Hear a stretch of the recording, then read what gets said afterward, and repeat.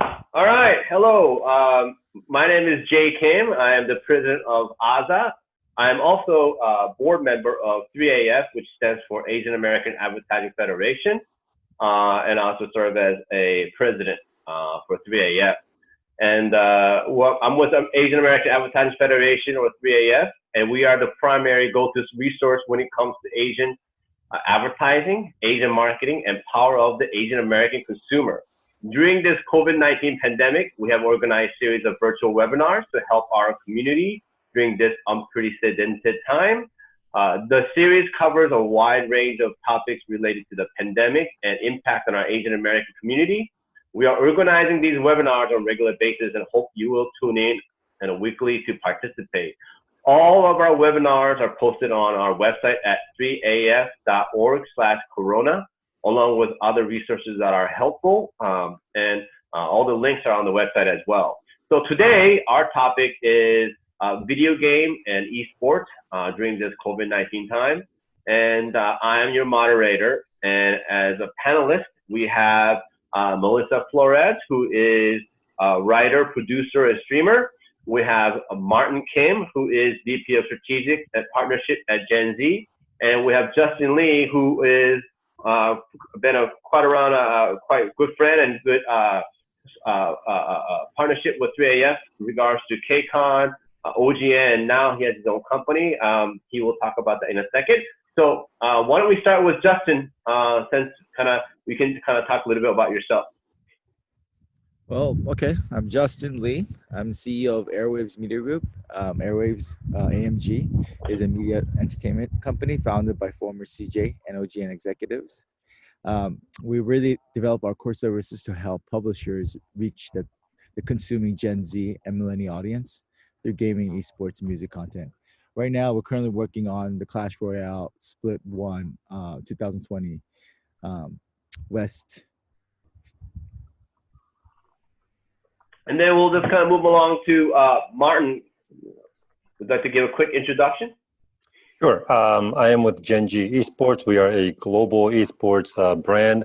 We operate in 9 competitive leagues around the world, and having operations in Seoul, South Korea, and Shanghai, China, and here in Los Angeles for the North America regions. And me specifically, I work on strategic partnerships that add any type of value for the brand altogether. So, yeah, happy to be here. Thank you. And Melissa would like to give a quick intro. Sure. Hi, my name is Melissa Flores. I was a brand executive with Power Rangers for 10 years for Hasbro. I've also produced shows like Glitter Force, Key-Val Clashes for Netflix, and currently a producer and creator of my own work, as well as a streamer. Excellent. Melissa and Martin Kim both have been our panelists and presenter at 3AF Summit. And Justin always has been a sponsor previously. So, you know, it's been great to have such a great partnership and colleagues for us to work with. So let's start with the question, and I'll hand it off with Martin first. The question is, you know, the COVID-19 pandemic has increased already fast-growing industry of video game and esports. What are some of the learnings during this crisis that was not expected? Man, not expected. I guess to start backwards, the COVID pandemic, not to make light of a bad situation, has certainly sped up the process of making esports a little bit more mainstream. I think most of us have probably fallen on a esports broadcast on national TV while clicking through our channels, whether on ESPN or even on ABC. But yeah, this situation has really boosted the gaming world altogether, and not just esports specific, but just mobile gaming, PC gaming, all types of gaming. I saw a graph recently that is, I think it's second to like e-commerce. It was the second largest, fastest growing segment during these times. But because of the gaming boom, it's naturally brought a lot of eyeballs to esports events as people start taking gaming a little more competitively, a little more seriously, and a little more understanding the product a little bit more. They start putting their attention towards competitive at the highest level, which is what esports is. So it certainly has sort of lit a fire under the industry to move things forward a little faster. Okay. Justin, would you like to add anything to that? Yeah, I mean, I think the biggest factor for me, what I didn't expect, is the duration of this pandemic. And for that, I think the paradigm has shifted in terms of how we manage our time, especially within the walls of our house. So that inevitably gave people more time to consume other content, especially gaming, right? Because we're without any live content right now. So Okay. Melissa, what are your sort of perspective in that? Um, I agree. I think we were already heading in that direction, to which what Martin and Justin both said. I think nowadays, hanging out together, watching esports, even just the regular communication online, it's the equivalent of, and I'm going to date myself, going to the mall and hanging out with your friends. It is a brand new way to communicate, and given, Telegram, TikTok, WhatsApp, Instagram, all these different ways that we're communicating, the world as it is has become a lot smaller. And having something that people can relate to becomes so much easier when you have something like a video game where everybody can watch and talk and root for the same way you would root for a sports team. And now they have crossed with esports. You bring up a good point. That leads to sort of my next question is that, how does a video game and esports play into the picture while sort of the entertainment and sports, live sport, is taking a bit of backseat? Let's start with you since you kind of passed up on that, Melissa. Well, I think regardless of what we do and what our interests in, people want to belong to something. We are tribe associated animals, so to speak. We all we're not meant to be loners, even though a lot of us are, fellow introvert, but we're always looking for things in common. And so sports always really brought that out in us, right? We always had the teams that we were going to root for. So it's naturally ingrained in us to be able to do that. And now that sports has become more mainstream and you've seen this rush of battle royale and multiplayer and online, now the technology is here where it's seamless. You can do that. It's just the next step. You find your tribe, you find people that are really good at what they do. And the more you understand it, which I think a lot of people are just really understanding, the mechanics. Overwatch, League of Legends, all these kind of games do have, their own culture now. The fan base is so big. It allows people to really find their tribe in that way. It's really no different than sports. Really, if you think about it, you find people that you admire that are really good at the game and you see them compete against each other. So it's a logical next step. I think it checks off two very important boxes right now, which is live entertainment and the lack thereof, and then community building, which is something that we're all longing for. So I think Melissa then nailed both things. But whether you're a participant in a competitive gaming side or even just a viewer of esports, it really does check off those two big boxes right now, which is why I think people are really drawn to it. Good point, Justin. Well, yeah, I mean, just kind of expanding to the first question, I think it certainly gives more time, and especially with limited content coming from live sports, it gives more visibility to esports games and esports content overall. And you can see that happening in NBA, where you see, series of NBA players playing esports NBA 2K on ESPN. This could be that opportunity where esports becomes something more than just a game. Yeah, I think we saw the NASCAR doing their NASCAR race for the first time, and I think Melissa, you touched on a really interesting point that belonging to something, as Martin mentioned, is really key. Back in the days of when I used to play Call of Duty, I had a group of dads who are 40 plus, so that there's an understanding that we have to drop out because we've got to feed the baby and that kind of stuff, and there's like a really nice camaraderie. We still wanted to belong, so I think the entertainment is a big issue. Now, as a 3AF, I would like to kind of go to Justin because you've done a big amount of KCON and OGN. Asian American over-index when it comes to esports and video games. Your thoughts on this? Asia versus Asian American. There's a lot of deep topics we can go into. So I'd like to kind of have you start with that, Justin. Well, we always go over this, but it's hard to, it's not sure if Asian American over indexes on esports, as data is very limited through Twitch and YouTube. but certainly over indexes for Asians, and that should influence the Asians here in America. The prime example you can see is around League of Legends. It is still the most played and the most watched game that controls 60% of the esports audience right now. China leading, but Asia certainly over indexes on LOL and Overwatch, which is the second most popular game. Martin.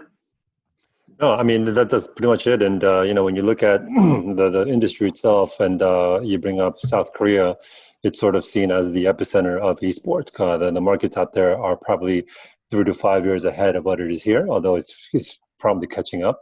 But I think naturally that's the reason why it just over-indexes in that manner. It's also a part of our DNA, just to be really analytical, hand-eye coordination, thought process, and just the way that the strategies work out. So the competitiveness of it, they're all really fitting issues with the Asian community. Yeah. Melissa, you're what I call the triple minority, being female, Hispanic, and LGBTQ. What are your thoughts in regards to multicultural and esports and video games?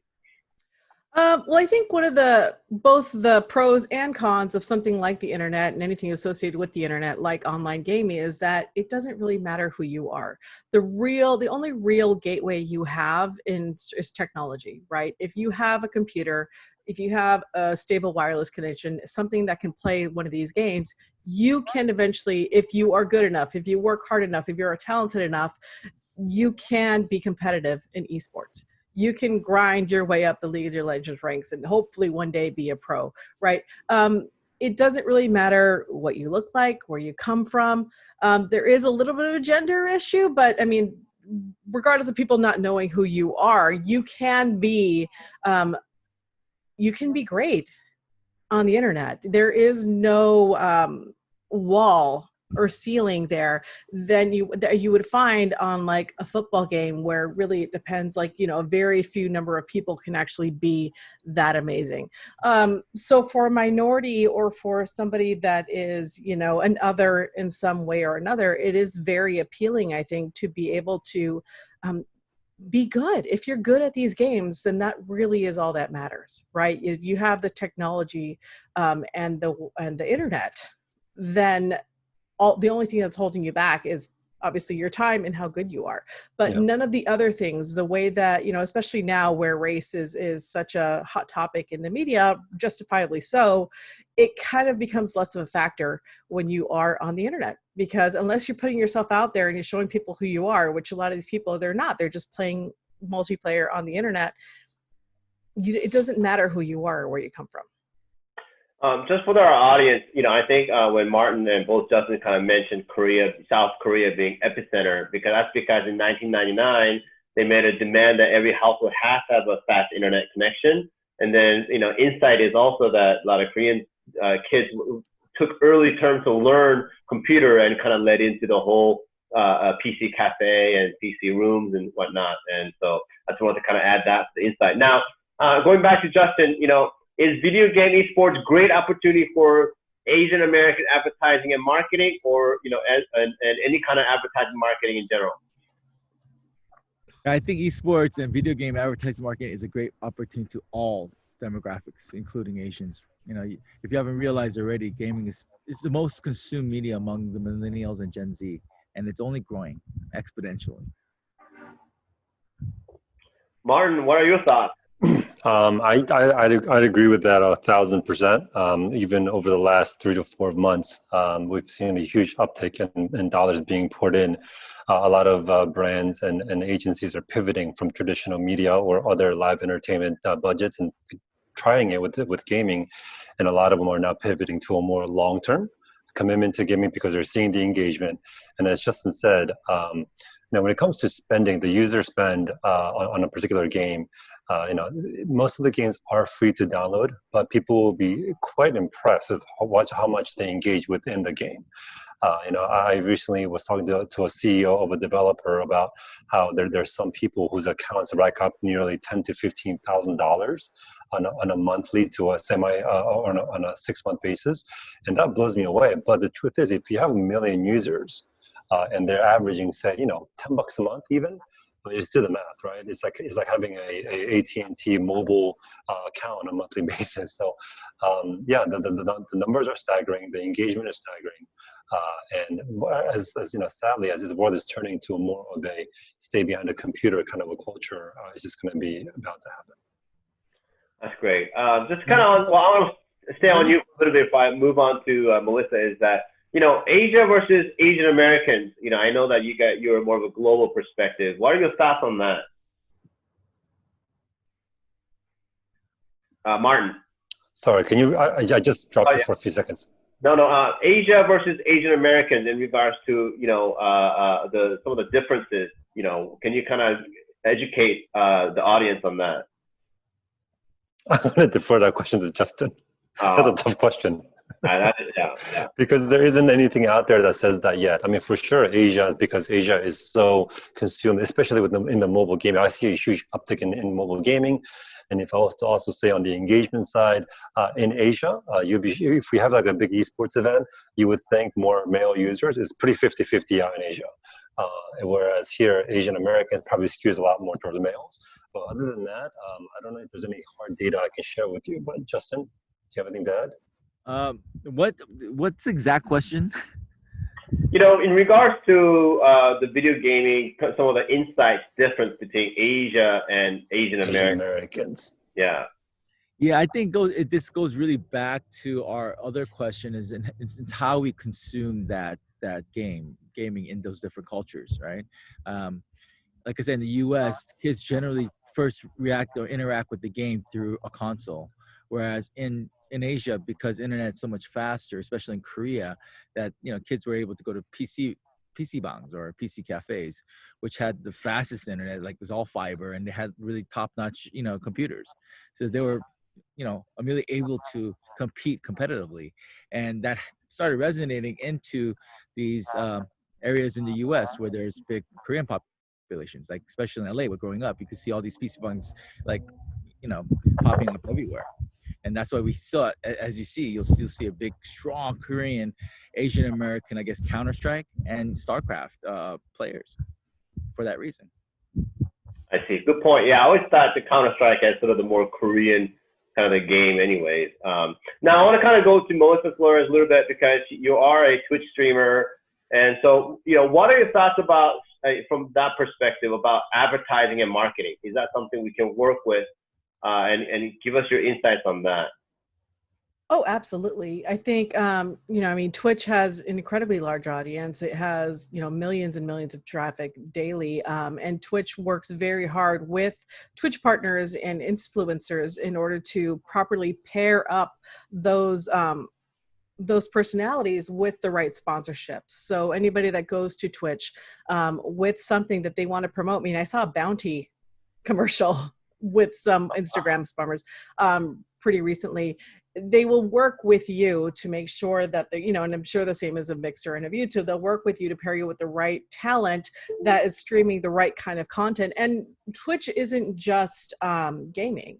You know, I mean, that's the majority of what you're seeing, but they have a channel called In Real Life. They have Twitch Sings, which is basically karaoke. It's not a passive medium. It's a way for people to interact with a large gamut of different categories. So, it's actually, I think, a new way that you have to market to, because nowadays we have ad blockers, we have people that it's so easy to skip and fast forward and miss marketing opportunities. And so the best way really, if you're trying to reach these gamers, is to directly engage with these influencers and with these personalities and bake that into the stream.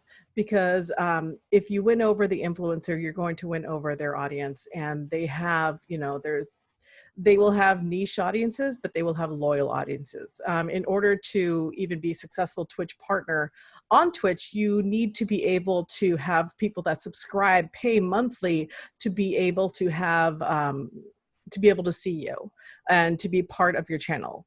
And so these are already paying customers who are there to see the personality and to interact with the personality and support them. So chances are they're going to try and support whatever is being sponsored by that influencer. Just kind of follow-up question to that. Do you think Twitch has really helped with, you know, kind of bringing up, exposing a lot of female gamers and giving them a platform to showcase?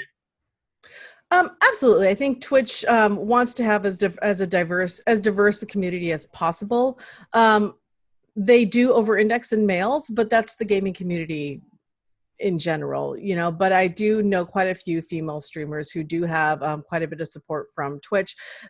Twitch itself, who they choose to feature and who they don't choose to feature really is just depending on what theme they have. So they did have, a Women's Month, and they featured a lot of women streamers. They'll have a Black History Month, and they'll feature a lot of African American streamers. So they definitely try and do their part. A lot of it also is just dependent on the people that go and watch on Twitch, so the people that come and see on Twitch and decide who they connect with is really important as well. So I think I want to kind of take this question to Martin, as I know that Gen Z had first all-girls eSports teams, and so can you talk about that? And then secondly, also follow up with how Twitch plays into sort of your company and how you guys do things. Oh yeah, I'll answer that backwards. Twitch, it's bread and butter of this industry. The reason, one index that you can read right now is when you see the YouTubes and the Facebooks and the Microsofts jumping into that world, that Twitch is doing something right. So everyone's trying to get a piece of that pie. So it's certainly a growing product. And like Melissa said, it started off as like a gaming channel, but now the leading content every month, because we get the reports, is in real life, which is what are these gamers doing outside of gaming. So I could be a famous streamer, but people are interested in my entire life circle, not just when I game. So it could be people like, talking about, oh, my favorite hairstyle, or me cooking something else. So it's just become a massive entertainment platform. So if I can talk about our all-female Fortnite team, it was an initiative we started about a year and a half ago. I think Melissa touched on this earlier, but even in the last 2 years, there's been leaps and bounds of progress that was made. But initially, because there was a little bit of a toxicity around female gamers, where, for example, we can all be with our headgears on in a particular playing a particular game, and the moment somebody hears a female voice, for some reason, naturally they just want to go and just kill them off. So that culture existed, and then we identified that in the really popular game of Fortnite, there were a lot of really high-ranking females that didn't really have an association to a particular circle. So we offered them a platform and said, "Hey, you guys want to play under one team, and you guys can be part of Gen G's team." So we did it more out of service. We never had a vision that we were going to commercialize this thing, but we offered them the team. They loved the idea that they could play together. We padded them with a few key female influencers around Fortnite streamers, and then they together became known as Gen G's all-female Fortnite team, and then came calling a famous app, the Bumble app, which stands for female empowerment. And they said, "Hey, we love what you guys are doing in this gaming space. We're seeing more and more people inside the Bumble app using gamer tags," meaning like, "Hey, one of my hobbies is hiking, cooking, and gaming." So as more and more that was happening, they offered to call it Team Bumble. So it is Team Bumble by Gen G. And it's become probably the most popular all-female professional team out there right now. So if you Google Gen G, the first 3 things you may see is probably one of those things about Team Bumble. So we hit it on the nail. Now it's kind of become part of our brand. But like I said, over the last 18 months or so, a lot's changed. A lot has changed. The platforms, the developers, they're creating great AI where people who try to bring toxicity into either a stream or into a game, they get kicked off right off the bat. So things are happening and things are improving. Yeah, definitely. There's been a normalization, of female protagonists that has been really interesting. If you saw the PS5 reveal that happened just yesterday, the amount of female protagonists that were featured in the games that were coming was amazing. And it's not something people are even talking about because now it's seen as normal, which I think is great. Yeah, I absolutely agree with that. Justin, I know you do a lot of live events, and in regards to, the championship, the eSports, can you also kind of add about, the role that Twitch has and about how you guys streaming your events? Well, so I have twofolds. So Twitch and YouTube, absolutely. They brought so much opportunity to content creators in general, especially for gamers.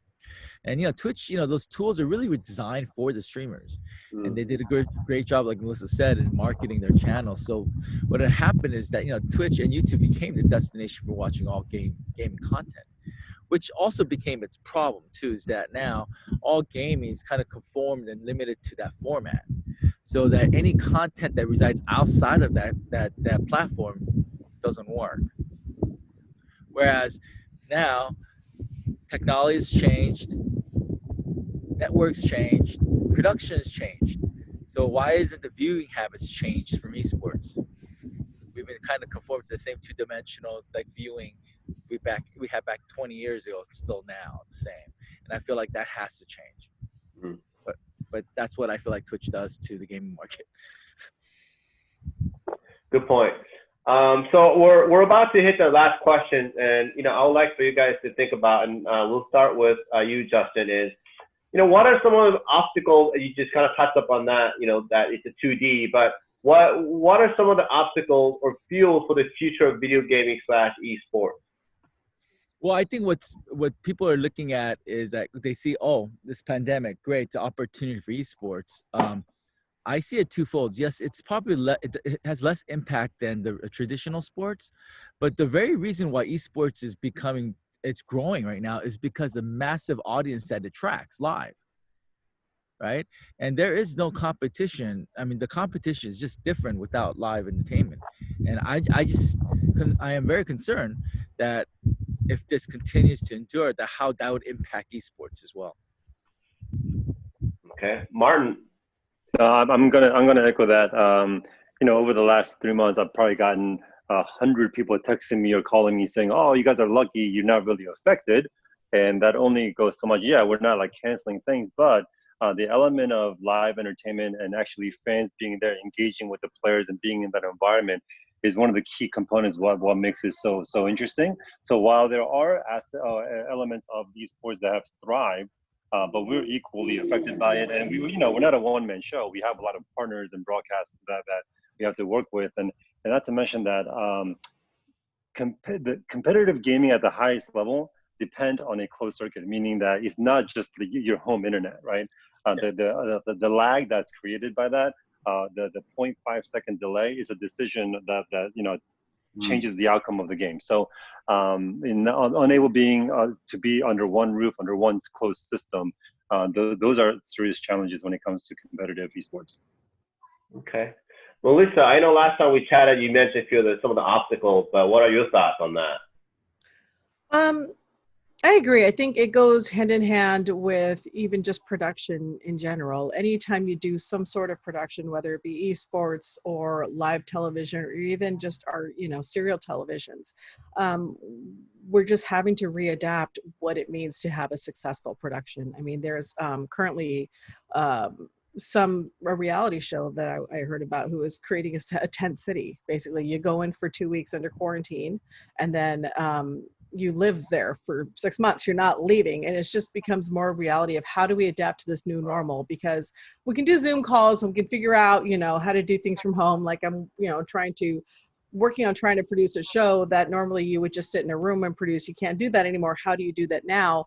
But even as restrictions are opening up for COVID, we still don't have a vaccine. There's still regulations that we have to follow, and there's going to have to be some way to meet in the middle, because to what Justin and Martin were saying, so much of the live experience, the tribe experience, involves being there. This is why we love sports so much. That's why we love to go to a sports and to be with our people. And until our technology catches up and VR explodes and becomes much more affordable, as much fun as it is to sit in front of a computer and talk to people, it's not going to be the same experience as to being in a seat next to somebody. So I feel like we're going to see a lot of innovation, a lot of creativity, and a lot of technological booms in terms of trying to figure out how to find that medium and still be safe. Okay, well, thank you for that. So I'm going to give you guys each 1 minute to kind of tell the audience who may not be, fully aware and may have the old school thought of what video game is, and if you can kind of tell them that why it is such an important and a fast-moving industry. I'd like to give you guys each 1 minute, and I'll start with Martin. Man, we have to put me on the spot first. I was just thinking about what to say. If anyone else is ready, please go. Yeah, Melissa or Justin, anyone who's. Well, I have to say, I mean, yeah, I'm not a gamer myself, but just to let you know how important it is that it's affecting every. I mean, they're targeting everybody. There's games for old people. There's game for young people. There's game for for women. There's game for men. I mean, there's shooting games. There's role playing games. There's so many different type of games and on different platforms. And I can only see that that audience increase exponentially. It's only just going bigger and bigger. I see numbers. I've been doing this for the last 6 years, and I just see that number growing so rapidly. So if you're not in it yet, I strongly recommend to get in it, not to make money from it, but at least to consume it, because that's what's all about. It's being social. It's knowing what Gen Z and the millennials are consuming right now, and it's really it's game. Yeah, if I can kind of add to that a little bit while you guys kind of come up with your 1 minute, I've always thought the video game is the perfect convergence of all things: entertainment, internet, technology, community, and personality, and music, and all that in one place. And I think, especially with the eSports and competitiveness, it really takes it to the next level.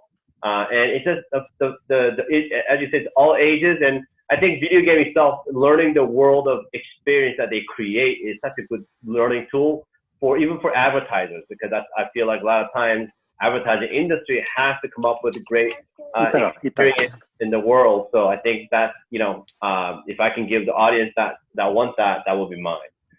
Yeah, I think nowadays we're kind of redefining what it means to be a gamer. I think for a long, long time, because there was, we were still catching up technology, and there was that perception that gamers were a certain thing. A lot of people just didn't feel like gaming was for them. But nowadays, being a gamer and gaming, it can mean so many different things. Are you a role play gamer? Are you an RPG, or do you play Dungeons and Dragons?